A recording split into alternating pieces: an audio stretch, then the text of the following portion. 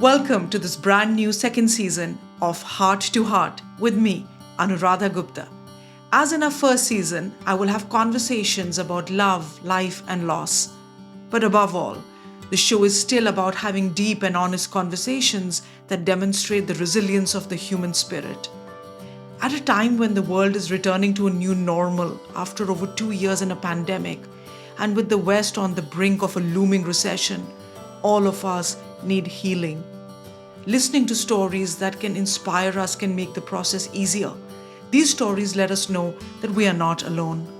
This season of Heart to Heart includes conversations with author and journalist Barkha, filmmaker Shonali Bose, Vinita Kamte, the wife of a martyr Ashok Kamte, as well as author and academic Amitav Kumar. Each one of them has loved, they have lost, and they have shown inspiring resilience to pick themselves up with grace and with courage. My first guest is Barkha, a journalist and an author par excellence, who has now turned businesswoman with her digital platform Mojo Story. She started her reporting journey after a master's degree in Delhi and then went on to study at the School of Journalism at Columbia University.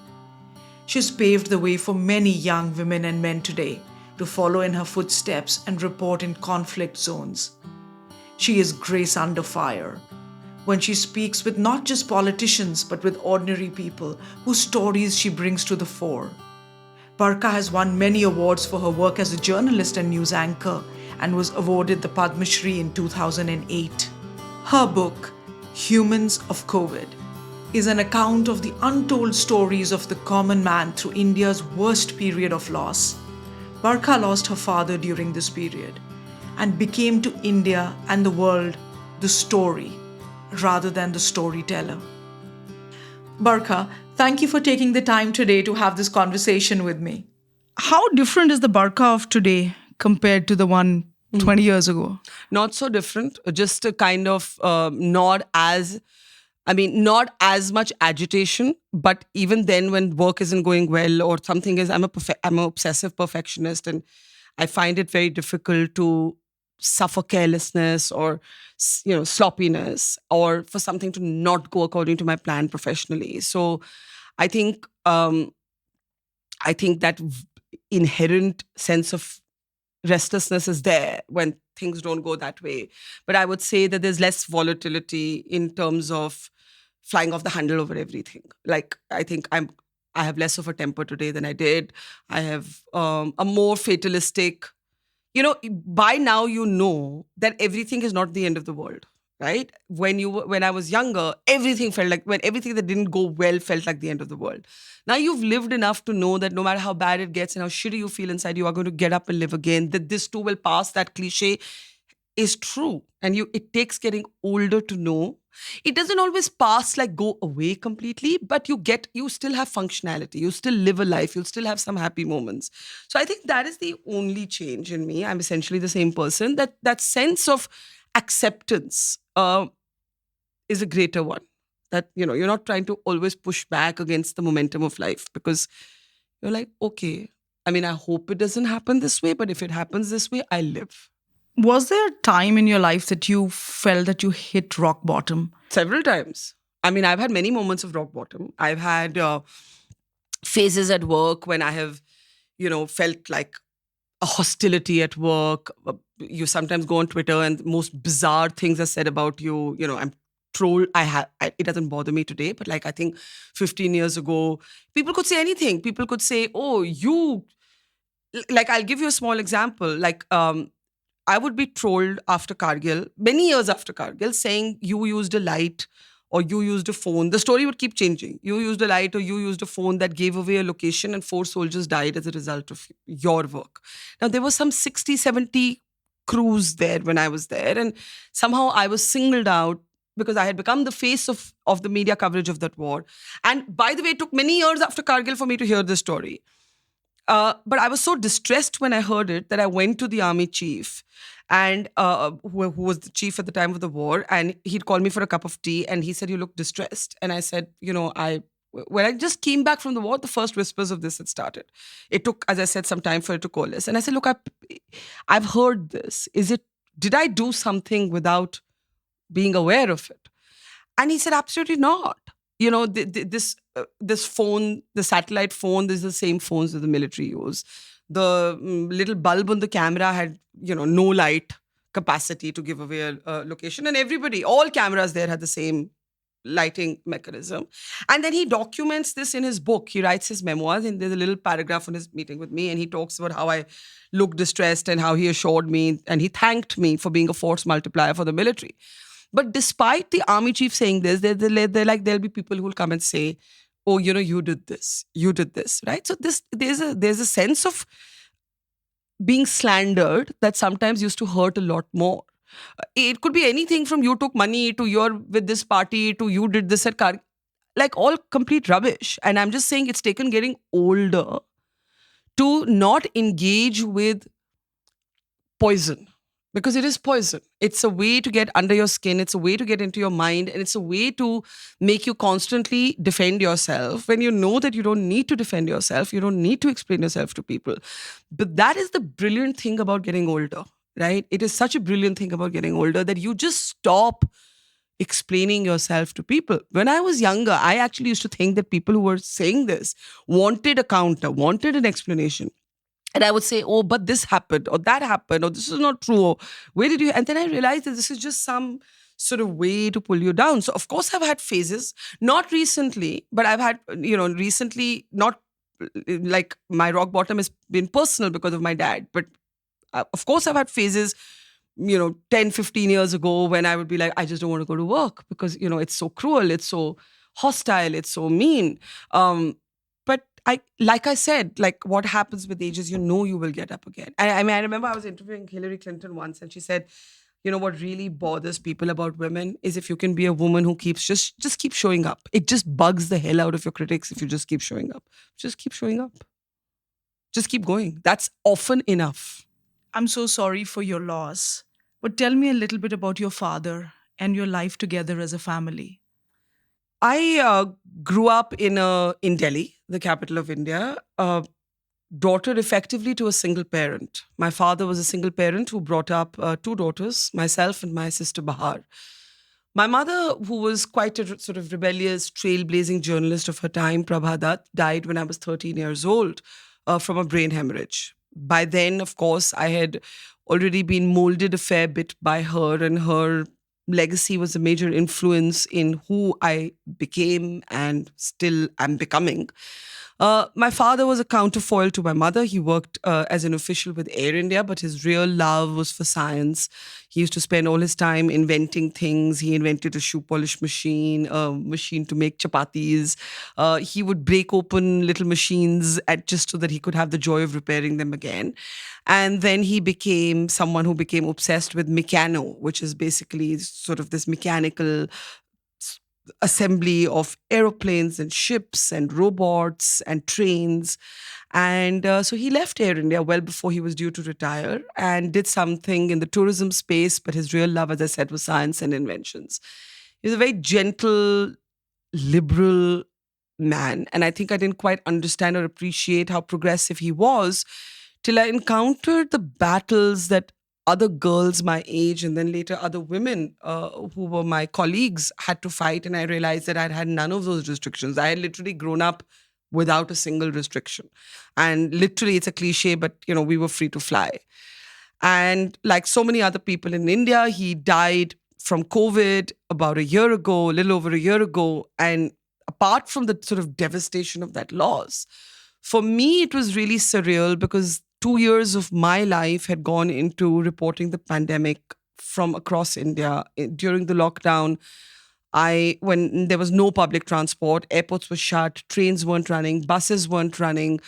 I'd actually taken a car and traveled 30,000 kilometers across India, spent 120 days on the road, 14 states of India. Reporting COVID had become my obsession. And it carried on through the second wave.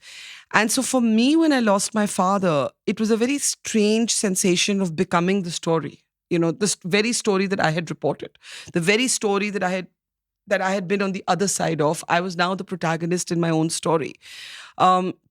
albeit with privileges and advantages that the very poor did not have. But even so, I had become my own story, whether it was a fight to get him a hospital bed, a hospital room, his oxygen cylinder failing in the ambulance, which wasn't a hospital ambulance, but a kind of ramshackled Maruti van repurposed as an ambulance. So many things that went wrong with him were things I had reported with other people.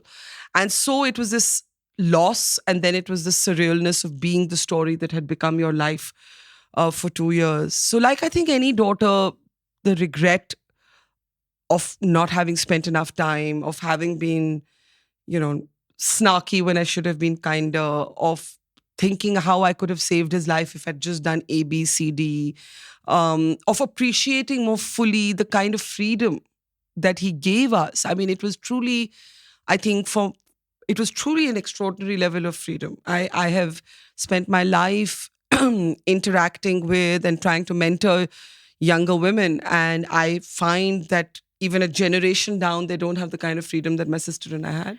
But do you think you've healed after the loss of your father? No, not at all. I think that I dealt with it in a kind of dysfunctional way, and the only way I know how to deal with most emotions in my life by plunging myself into work. There was a hiatus in that because on the day we cremated him is the day I tested positive for COVID. So I was forcibly sent into 14 days of isolation at my house. But my house has a basement office, so I would deal with what had happened by simply doing my shows every day for my digital platform that I now run called Mojo Story. And although I was much more used to being out there reporting, obviously I was COVID positive, so I couldn't go out there reporting. And so I would just do I spoke extensively about what had happened to my father on international, whoever called me, I spoke because I felt that if I had interviewed people when they were going through absolute grief, then I owed it to be able to do the reverse. So my first few days just went into talking to a number of networks, both home and abroad, about what had happened. Then I just got back to work and I just kept, even through COVID, doing a show every day. And the moment I tested negative, I set out again in a car and I went into Uttar Pradesh, which is India's most populous state, and I went back to reporting. And I think it wasn't till maybe the November of 2021 when it looked finally just before Omicron. We didn't know then that there could have potentially be a third wave, and it looked finally like we were able to start picking up our pieces of our lives again. And I went to London and Oxford. I was a visiting fellow at the Reuters Institute, and I wanted to do my book, which I have subsequently published, To Hell and Back: Humans of COVID. And I found that I couldn't write it. And I would just sit there and I would cry every night, and I would not want to talk to anybody, or I would want to talk to very few people. I became very socially reclusive. I didn't feel okay at all. My sister dealt with it in quite a different way. She started seeing a grief counselor. I didn't think that that would help me. So, because I'm reasonably self aware, I know what's happening with me. So, it's not that I was in denial about what I was going through and I didn't do anything. I just actually called my publisher and first said, I can't do the book. And that's when I realized that I was not okay at all. And then she said that, you had once told me that even if not one person reads this book, you will write it, because it is a moment in history that you had the chance to chronicle, and therefore you have to chronicle it for the sake of history. And so I was 1 month late with my deadline. The book was a cathartic process. I think it helped a lot of emotion. It was my loss, but it was also everything I had seen. I had seen so much sorrow. I had seen so much despair.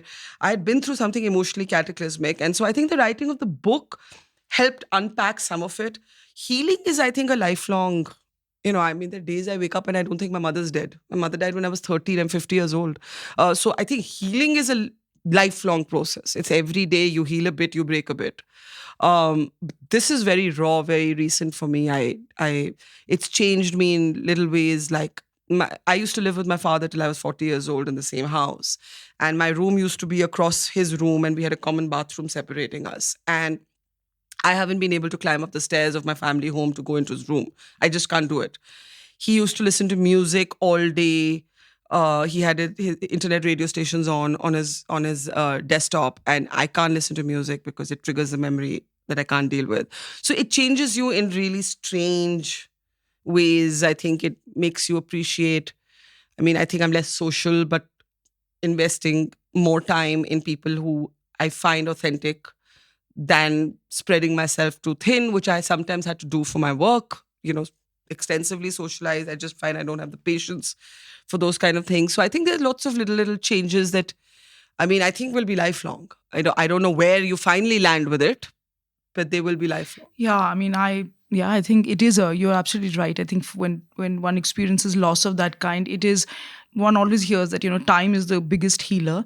But I'm Oh, not time quite. makes it worse. Yeah, I'm not quite sure. I think it's just. Because I think when it happens initially, you don't believe it actually, and so it doesn't sink in. And I find the second, like I said, my father died in the April of 2021. We're now in the July of 2022. I strangely found the months between July and November till I actually sat down to write that book easier than I find the July of 2022, because the permanence of it, the permanence of it is so overwhelming, and the permanence doesn't hit you at first. You're just, I think, in too much shock, so you don't realize it. And then there are days, I mean, I always say that when you wake up in the morning and there are always a few minutes where you don't remember what's happened. There's a kind of in between space between consciousness and sleep, and I find in that space I don't actually remember bad things.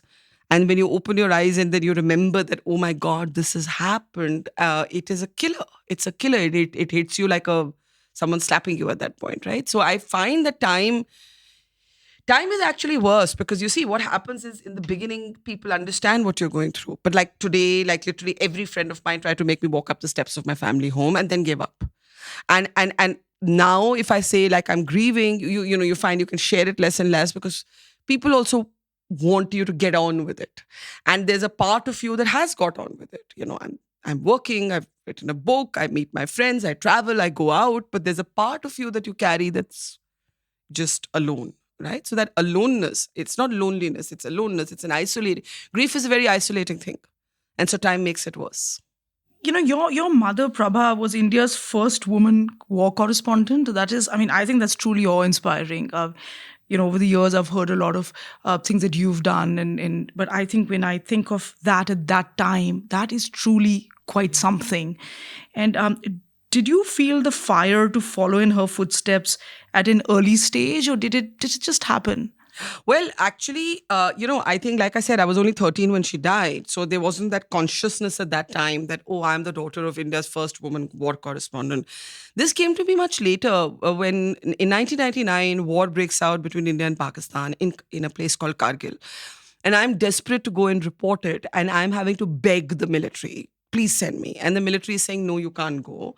And I'm saying, why? And they're saying, because this is an all-male combat zone. And we have to also appreciate that today we have many more women in the military. We have women entering the National Defense Academy, the NDA. We have women landing on aircraft carriers. I'm talking about a time when there were no women, except for chopper pilots and medical roles. There were no women at frontline positions in the military.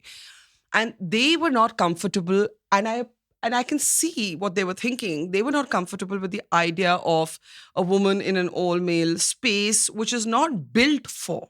It's not built for or organized around, in their minds, having a woman. So for them, their counters were, there'll be no bathroom. There's no bathroom. There's no bathroom for women. There's no room for women to sleep separately. And of course, I understood that, because I was going into a war zone. And I said, of course, I'll go just like the guys, behind a tree, under a tree, in the field, wherever. And I don't need a separate place to. And I had to really persuade them. And they finally consented to let me into that space. And after that, you're on your own. And at that time, that really became my masterclass in life. It started a lifelong relationship between me and covering the military. It transformed me as a person. I was in my 20s. I'd just come back from Columbia University in New York. It was like, I never covered anything like this before. I wasn't from a Fauji family, so I didn't have this exposure till then. And only when I came back and I was dubbed as sort of, oh, this is the first woman war correspondent on television. There were one or two other women at the front. They worked for newspapers. And I then started revisiting my own history. And I realized that my mother, when she, in 1965, war broke out between India and Pakistan. And in like some strange prelude to my life, She asked her, there was no television then.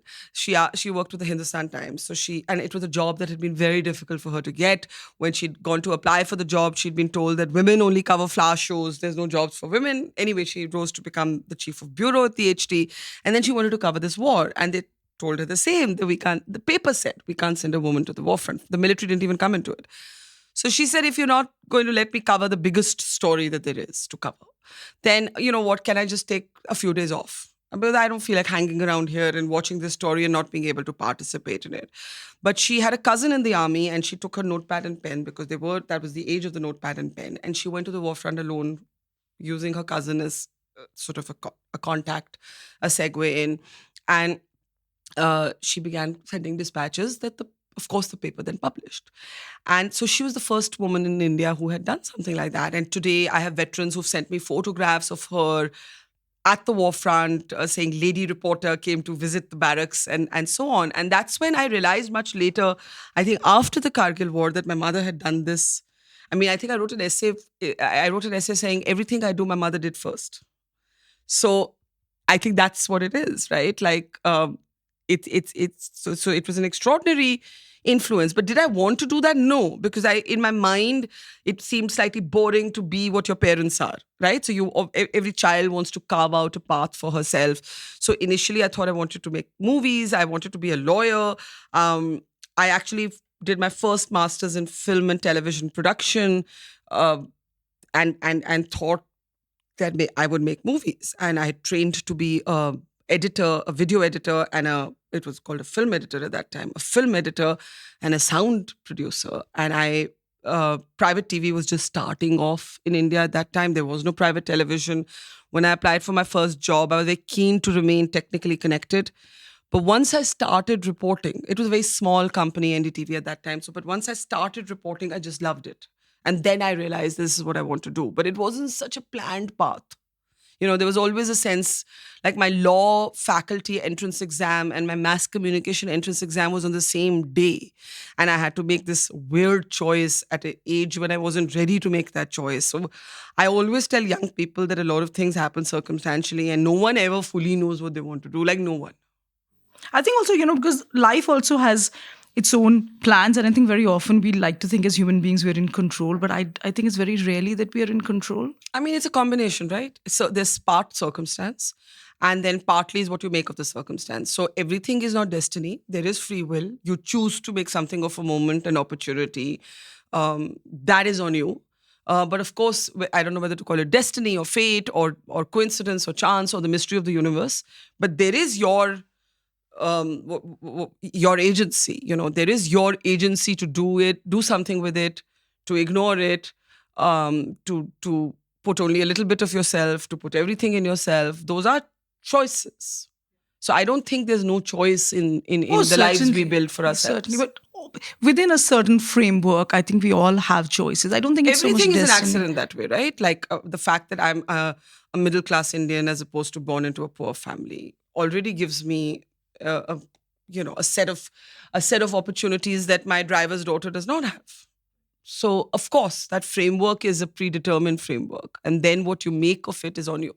I mean, I don't know you personally, but when I think of you, I get fearless, somebody who wants to stand up for something. Over the years, there's so much that you've seen as a journalist. What has been the toughest incident that you've reported? I mean, for me, the first transformative experience remains the Kargil War. It's also the stage of life at which it happened. I was, I think, 27 or 26 and a half. The people I were reporting, the subjects of my reportage were 2 years younger than me. Most of the soldiers at the front were 23, 24. I was a couple of years. So, we were the same age group. We were young people. I had a very different approach to the war. Like the guys were all... These are the guns, this is the multi-barrel rocket launcher, this is what's happening with the artillery, this is what's happening with the peaks that are being recaptured from the Pakistanis. And I was going and doing these interviews and saying, when you know that you may not come back alive, what are you thinking? How do you manage fear? How do you manage vulnerability? I interviewed Vikram Batra, who today is legend, captured in a film, Sher Shah. But when I met him, he was a young 25-year-old had a toothy grin. And when I asked him, because I was very interested in understanding the idea of fear. How does a soldier, a young man, not feel fear? And when I asked him, how do you not feel scared? And he said, he laughed and he said, Ye dil mange more. Ye dil mange more used to be the Pepsi slogan in those days. It was the Pepsi tagline. No one associates it with Pepsi anymore. Everybody associates it only with him. His code name on the walkie-talkie was Sher Shah, which is why the movie is called Sher Shah. And I didn't know that this interview that I had landed was going to become like literally the stuff of legend for decades to come. But I would say that it was the most difficult story I covered because I was so unprepared for it. I had gone into a war zone without a bulletproof vest. I didn't have a bulletproof vest. I didn't have a way to send my footage back to Delhi. There was no broadcast vans. There were no mobile phones. Mobile phones were blocked in Jammu and Kashmir. We had some satellite phones that the army also used to use, but they would mostly not work. And I would walk to the pits where the choppers would take off carrying coffins of soldiers back, and we would beg those pilots to take our tapes. We still shot on tapes, then take our tapes back home. We had no understanding of how to protect ourselves, how to remain alive and make it alive out of this war zone. Bombs would rain down from the Pakistani side, and we were on a stretch. Obviously, we couldn't climb the mountains, so our war theater for us was the highway. And on the highway, these bombs were falling, and we would duck for cover and sometimes not even understand. Once I ducked for cover near an ammunition dump, which basically meant that had the bomb fallen on these explosives would have blown up and I would have died. And one soldier actually came to me and said, "What the hell are you doing? You don't know where you're standing." And I didn't know where you're standing because I'd never covered anything like this before. And he then shoved me into a underground bunker, which is where we spent the next 24 hours. So for being a 20-something, and having had like some 2 years of reporting experience, then gone to Colombia, having just come back, going into this transformative theater of war, not understanding what I was in for, not having communication, no communication, just cut off while you're at the front, um, literally life and death. I would say that, and then 20 years later, COVID, because again, the great unknown, the great uncertainty. When we set off in our car, we didn't even know that COVID is airborne. We would wear those gloves, because we used to think at that time we had been told it spreads by surface. And just to be out there taking a plunge into something that science, the world had not understood. And you knew that you could get this virus and die. And it was much longer than covering a war. It just went on. There was no end in sight. So I would say those two would bookend so far the most difficult reporting experiences of my life. So is it more that you're drawn? Are you a risk taker? What keeps you? What made you stay? Even at Kargil, you didn't know what you were getting into, but once you were there and you saw things, what made you stay?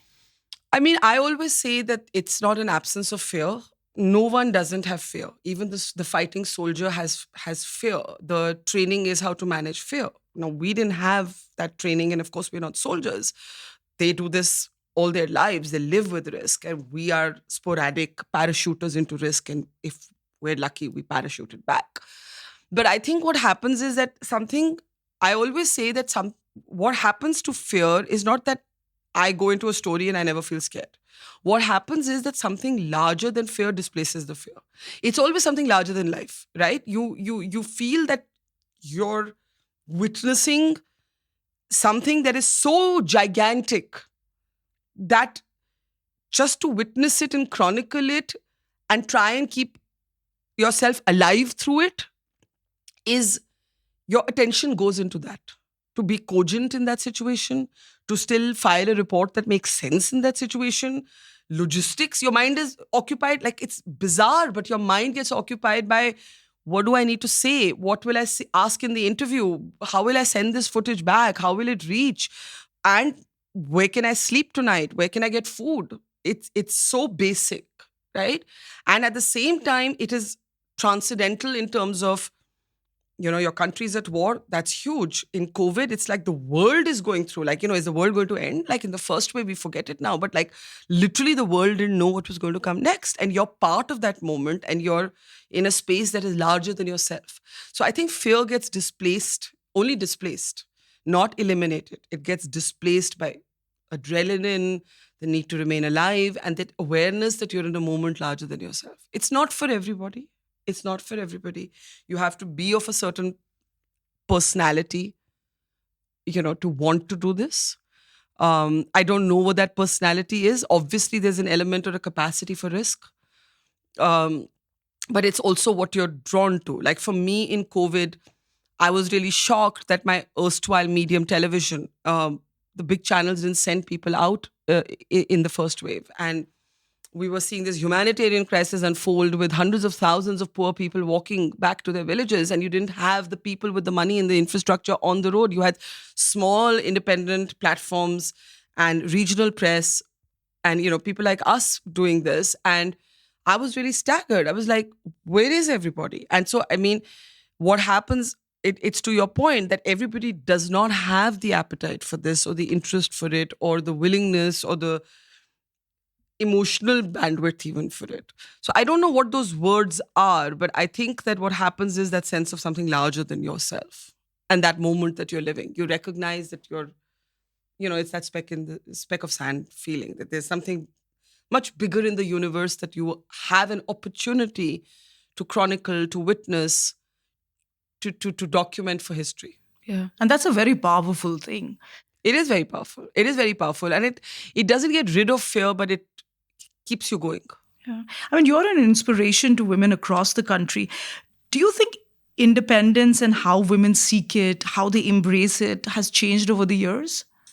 So I think so much has changed and so little has changed. Just the fact that if I were to say to your audience that the female labor force participation in India has been declining, they may not know what that means. But if I had to translate it simply and say fewer Indian women are working today, you might be shocked because the headlines tell us that women are now running newsrooms and boardrooms and corporations and flying fighter jets. And all of that is true. So what's available for women to do is expanding. But the number of women who are taking that opportunity, for example, converting their STEM degrees into actual jobs, that is actually falling. And the pandemic has been, these 2 years have been very rough for women because women have had, we talk a lot about equality at work, but we don't talk about equality at home. And women across classes and regions have had to manage both home and work in these 2 years and have struggled and have literally fallen out of the workforce. In the millions, women have fallen out of the workforce in India. And so I think for me, one of my pet themes is that we're having the wrong conversation. Equality at work is only one conversation. If we don't start talking about equality at home, we are not going to be able to get equality at work. So that's the first part of it. And the second part of it is, I was once doing a conference for a major company. I won't name the company. And I like to do this poll in audiences that have a large number of women. And I said, how many women here have had to suppress dreams, their dreams for someone else? It could be anyone else. It could be your parents, your partner, or your children. And literally 90% of that audience, 90% of women in that audience said that they had a dream that they hadn't lived, right?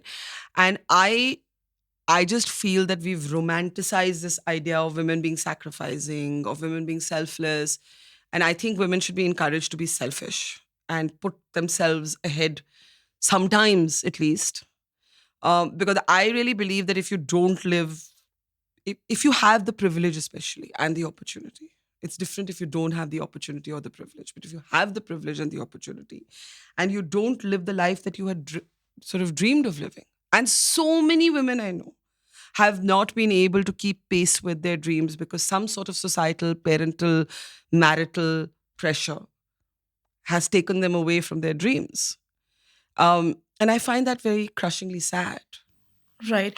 But when you say about societal pressure, I mean, a lot of this is social conditioning, but it's not just, parenting needs to, undergo a massive change. The way children are being brought up, is this there has to be a paradigm shift in terms of the way women are also the values that women are giving to their kids, right? Because a lot of this has to be driven by women. Yeah, when I say pressure, I don't mean that somebody's standing there and saying, don't do this. I mean, as products of conditioning, which we all are to varying degrees. And it's a lifelong battle to shrug off that conditioning. There are women who will not prioritize their own dreams. There are women and they will then say it's choice, right? It's our choice. But the point is that you don't see, my litmus test for this is very simple. If you don't see men doing the same, right? I feel that it's conditioning, because how is it that, you don't, it's starting to happen, but where are the stay-at-home dads? It's starting to happen. I think if we get to a place where there are enough men who are doing it and enough women who are doing it, it will feel less like conditioning. But when it's only one gender that is primarily doing something and later will confess to you in a private moment that, yeah, I wanted to, whatever, be an astronaut, but, how could I be an astronaut? I then became a mother. And you will then say, well, you could have been both had you had a more supporting social structure. But the point is, it's so complicated because in her mind, she has been conditioned to believe that the best version of herself, I'm just taking a hypothetical woman here, that the best version of herself is to first do this and then do this. And we don't encourage selfishness in women, but we do encourage it in men. We don't call it selfishness. You can call it ambition and drive. But, when have we encouraged a woman to be ambitious ahead of her family? But with a man, it's kind of understood that, okay, he may have to compromise on some family time. Who goes for the PTA meetings? Who goes, who does the picnics? Who does the doctor? You have to ask for that equality at home. And very few women are able to get that equality at home. And that stops them in turn from living their fullest life, I believe. And so it's a kind of complicated thing to say when I say pressure means many things. No, I agree. I mean, in terms of what I do, one of the things that I do as part of, this matchmaking at Vows to Eternity is also, we speak about equality, a lot, but I think it's a two-way street. And in some way we are sort of on, it's a little bit convenient when we speak about equality and we say, but there's always a but I want the man to be earning more than me. I want the man to be, and those are... Actually, I'm really glad you brought that up, because I think we talk a lot about the conditioning of women, but we don't talk about how that impacts men. And this idea of the man being the provider, the man being taller, the man being more successful, right? All of these are things that create really enormous amounts of pressure on men, right? And we don't talk about that often enough. So this patriarchal culture that is conditioning us all is definitely putting pressures on women, but is also putting pressure on men. And to live up to some idealized version of being an attractive man, or being sort of the idea of machismo, of what is a successful man. And these are all things we need to re-examine. We all, women and men, need to re-examine these concepts, because frankly, actually there are certain jobs that are better paying than others, right? So if I decide to be an investment banker and my partner decides to be a school teacher, I am going to earn more than him. Right? Now, so firstly, there's a kind of completely pragmatic dimension to who earns what. It's the kind of professions that you pick up. But secondly, how the hell does it matter? I don't actually understand how our idea of romance is tied to the idea of the man being the provider. And yet you will see women, and I always say both misogyny and feminism are gender neutral. There is nothing to say that women can't be sexist and men can't be feminist. It really depends on how you've been groomed. And men, at least the men I have known, they have also struggled with their own, with expectations of them. Do they live up to those expectations? Do they feel less than if they don't live up to those expectations? And all of this is a construct. All of this is an artifice to all of this, which I think we should all question. Yeah, no, absolutely. I think there's a tremendous amount of pressure on men. But is marriage even an institution that you believe in? I would say that when I was 18, I was vehemently against it, just because I was rebellious and nonconformist, and I questioned everything that was inherited wisdom. And I think at 50, I'm indifferent to it. Like, It's a very personal choice. I think we have to, if you study the history of marriage, it was based in economics. It was based in managing property and, all of that. I'm not a parent, so I don't know how it plays out for children, but I have a sister, a cousin who's like a sister who had children as a single woman. I have a male friend who's in the film industry who had children as a single parent. So I think that even those old ideas that, okay, you should get married for children, I think all of that is changing. And I think the modern family and modern love come in many forms, in many shapes. And there is no one diktat and one centrality to what a modern relationship should be like. And I therefore feel that for some people, it'll still be a kind of institution that signals commitment. And I think for other people, and I would include myself in that, I don't really need external legality to sort of ascertain the quality of a relationship. It's a deeply personal thing. But we have to recognize that the world is in churn. We haven't spoken about same-sex relationships. The idea of the man, the woman, the two children, and the dog, and the picket fence is vastly under question today globally, including in our own country, right? So I think when we talk about marriage, we have to understand that the institution of marriage today is in collision with changing ideas of love and relationship. What is commitment? What is lifelong? What is sexuality? I mean, our children are growing up with an entirely different conversation from ourselves on even how to identify. What is the gender that you identify as? What is the sex that you identify with? So given all this churn, I'm not saying marriage will evaporate, but I'm saying marriage has to adjust itself or show the generosity to adapt to the fact that people are questioning relationships and trying to carve their own path. And they must be free to do that. And I think that the whole thing of the pressure in people carving their own path, I mean, in a lot of ways, I got married 14 years ago, and when I was 34, I had my first child when I was 40, and my twins at 42. And in a lot of ways, at that time, many years ago, that was really old, to get married. But I just felt I wasn't ready. I thought I was very commitment phobic for the longest time, and then I just didn't. I didn't get my head around the fact that you're with one person, and that was also something I struggled with. And I knew that I want to do this only when it felt right to me. And even to be a mother, I needed to feel that this is something I've always wanted to be a mother. For me, that's always been there. But I wasn't ready at that time.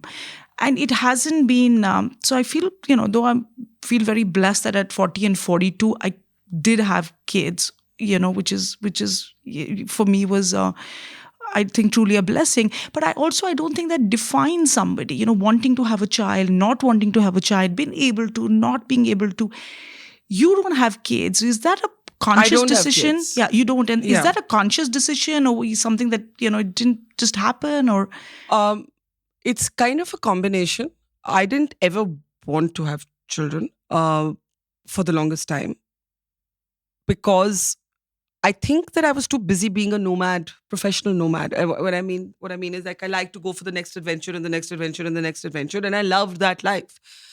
And that was one big part of it. And I didn't think I had the personality to be responsible for another life. I even hesitate to have a pet. We've grown up with pets all our lives, but I'm saying if that pet primarily became my responsibility, I would be nervous because I'm that get up and go person. I got up and went for 120 days in COVID and didn't come back. So there's that, there's that. And I think at the point in life that I started sort of considering it, there was a kind of biological determinism at play. I was much older. And I think that was just a kind of phase because at the end of it, if I know myself, I'm a much better sometime aunt to young children than I am a parent. And I recognize that about myself because I am preoccupied more with myself than I am with anything else. When I say preoccupied with myself, mostly my work.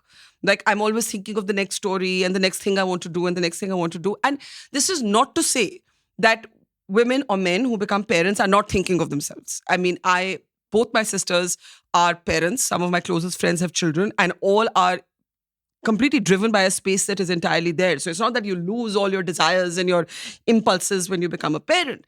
But I think I just didn't have that space. I didn't have the space to both be this impetuous, get up and go person and be this, have the space to actually look after another life or two.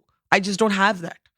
I don't have it. And I think that we don't encourage more women to think about whether they have that space or not. It's just a given that, 90% of women will want to be parents, or 90% of men. I mean, even men find it difficult. Even a man finds it difficult. The conditioning is so deep to say, no, actually, you know what? I don't want to have kids. It's just considered that last milestone in that journey. I don't think it has to be. I think it's again very personal. And I think the people who are brilliant parents, I love my nieces and nephews. I love the kids of my friends. But I recognize that in me, I'm a sometime presence. I am not an everyday presence. I don't have it in me. My everyday presence is my work. That is what takes my everyday. So when you know that, it's not, you settle it quite quickly within yourself. Of course, that being said, I think biological determinism is one thing that really bothers me. I think science, I hope, will progress. And now I do know women who, freeze eggs and freeze embryos. And I'm all for that, by the way. And I think adoption laws should be relaxed so that women at an older age can adopt kids. It doesn't have to be young. You don't have to adopt a 2-year-old or a 3-year-old.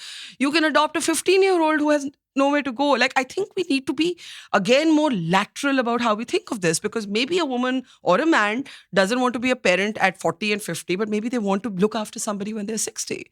As long as they're in good health, and it will still be giving someone who doesn't have anything but, let's say, an orphanage, maybe a sense of home. What's wrong in that?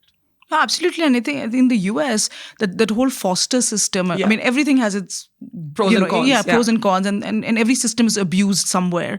But I think there is a lot of those homes that kids get. I mean, I know, my housekeeper's mother is now 71, and she is fostering 3 kids, and who would otherwise have been, devoid of. And I think maybe you feel ready at 70. I don't know about her, but I'm saying there could be women or men who haven't felt ready all their lives, but feel ready when they're older. And why not? As long as it's helping another kid get a somewhat better life, why not? You also started your own startup, right? So you've turned into a businesswoman as well. In a man's world, is the support from other women, because sometimes one gets a lot more support from the men than one gets from women. I don't know what your experience is. Things like, even basic things like funding for business ventures. Do you think that has been tougher for you as a woman? Yes. I think it's definitely been tougher. I think I don't like gender generalizations, but again, if you link it back to conditioning, I think women have a big problem asking for money. They have a big problem asking for money as employees. They have a big problem asking for money as entrepreneurs. There's a kind of conditioning that my work should speak for itself. We seize many moments, but we don't seize the moment to ask for more money. I think there isn't a professional culture in India yet that actually encourages women-led. I am a woman-owned, women-led digital company. My 3 senior-most colleagues are women. I own 99% of my company. So we are women-owned and women-led. And yet, there is no space for me to there's no network that I can approach in this country that will say, support a woman-led, woman-owned business. And there will be the occasional female business leader who will be a friend and therefore will help me. But it's informal. There's no structural access for women in any profession who are trying to build a startup. And we have to recognize that there continues to be entrenched bias in funding of, even VC funding of women-led startups and businesses. So this is a really big entrenched structural gap. And I don't know about men and women. I think I like that men are more helpful than women. I think, again, it goes back to conditioning and, how you've been conditioned as a man or a woman. It's competitiveness. People are not generous. People aren't generous with time and money and skills. But I think that women find it tougher to enforce authority without being judged, and women find it tougher to ask for money without being judged. And you need structural responses to this. You need funds, for example. There should be a fund in India that actually funds women-led businesses in different professions. And it can't just be, we'll do it for X kind of products because those are associated with women. You can't think that, okay, I'll fund a company that's led by women if that company is making, I don't know, skincare products. That's as cliched, right? It has to be across the board. And so that is a gap. And it's a battle. It's a battle you fight every day. Yeah, I mean, I have been, I'm also an angel investor, and like Vows for Eternity is a women-led women. The entire team is only women, but across different over the years, as an angel investor, investing in other businesses as well. In a room full, there've been many opportunities where I've been in a room where people are asking, they're sort of pitching their ideas, and while they have been women for Series A fundings, maybe Series B, but as you go further up, D, H, and whatever, and there are just no women in the room, and I Bunch of suits. did yeah. And that is, I think that is definitely a problem, because, and it's almost the reason I asked you about, the support from men versus women, because as a person, I'm ambitious, unapologetic about it. I'm very driven. But over the years, my twins are 5. I've been asked, look, Anu, you're traveling around the world. You're starting in another company.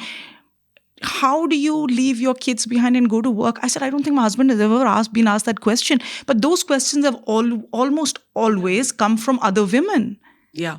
And that's what I'm saying, that the conditioning is so entrenched about the roles of women. And that goes back to what I said earlier in this conversation, that we have romanticized the idea of a woman who places her family ahead of her career.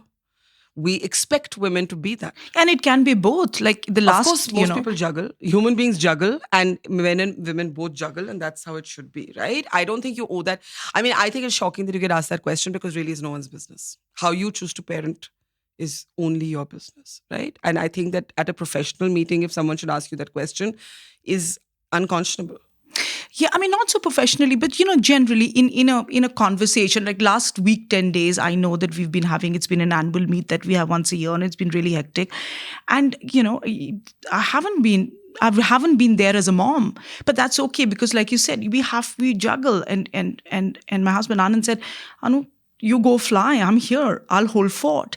And to me, that is also very symbolic of of an equal partnership, that we step in when we need to, right? Without, but you have to also understand or recognize the rarity that you have that relationship, right? Most women don't, and most women have to abandon dreams for that reason. And then when it comes to choosing, whether it's conditioning or choice, we'll never know, because choice is also a product of conditioning. They feel like they have to choose the children, the partner, before they have to choose their career. And I'm saying you should never place anyone in a position where they have to make that choice. Right. I absolutely second that. It doesn't need to be a choice. But I don't think those support systems exist for women in the way that they need to. Yeah. I mean, do you have any advice you want to give to women looking to starting a business? And I mean, to me, my advice, can only be that it's what I already said, that you have to keep showing up. Like, there are going to be days that are going to feel crappy, and there are going to be days that you're going to feel miserable, and you're not going to want to get out of bed, and you're going to feel very lonely. And the one thing about being an entrepreneur is that it's isolating. It's not like being an employee in a company where the headache is not yours, right? It is somebody else's headache. And so showing up, and to keep going is really the toughest thing. All of these other things, how to raise funds, how to juggle the rest of your life. Do you have a supportive partner? Do you have no partner? All of these are fixable things that will happen in course of time. But your inner capacity to keep showing up is the toughest thing. If you tell yourself that no matter what, even on the days that feel like 2 out of 10 days, your report card is 2 out of 10, you will still show up the next day. I actually think that that's the main skill. And the other thing is, of course, this, I just think you don't owe an answer literally to anybody. Like, I actually think you have to answer yourself before you answer anybody, even in your own life. And you have to be comfortable with yourself. And very few women, even today, are living lives that are totally comfortable for them. If you probe deeper, every woman I know is living with some sense of regret compared to every man I know. And that is a problem. And I think we have to minimize layers of regret in our lives. Minimize. They'll never completely go, but we have to minimize them. Yeah, I mean, it felt like you sort of read my thoughts, because I always sort of say this, that I think the only person one is answerable or should be answerable to is yourself. And as I long agree. as, you look at yourself and say, I'm okay with myself. I I'm like okay. myself. Yeah, It's okay. and that's all that really matters. And everybody else and everything else will and should and Yeah, does but it's fall easier. into line. It's we say it, but I know many women battle because of that conditioning. They need multiple approvals, and it's very difficult to get them to shed those voices. And my only advice is shed those voices. Just listen to your own voice. Yeah. I mean, if you had to pick one thing in your life and leave the rest behind, I mean, I don't know if there was this tsunami, something, Yeah. right? And what would that one thing be? Do you mean an object or a choice? Like, Anything. I mean, my work. Like, I just think that there is no me without purpose. Everything else, what else I do, my relationships, even everything else. If there is no sense of me, I'm no good to anybody else. I'm not happy. I'm not wanting to do anything. I'm not wanting to, without a sense of self. And my sense of self comes from my work. Somebody else's may come from somewhere else. For me, the capacity to chronicle our times, to report a story, to capture the moment, if you took this away from me, I don't know how it would be taken away from me. God forbid it never happens. But if this were to be taken away from me, there would be no me. Barkha, thanks once again for this chat.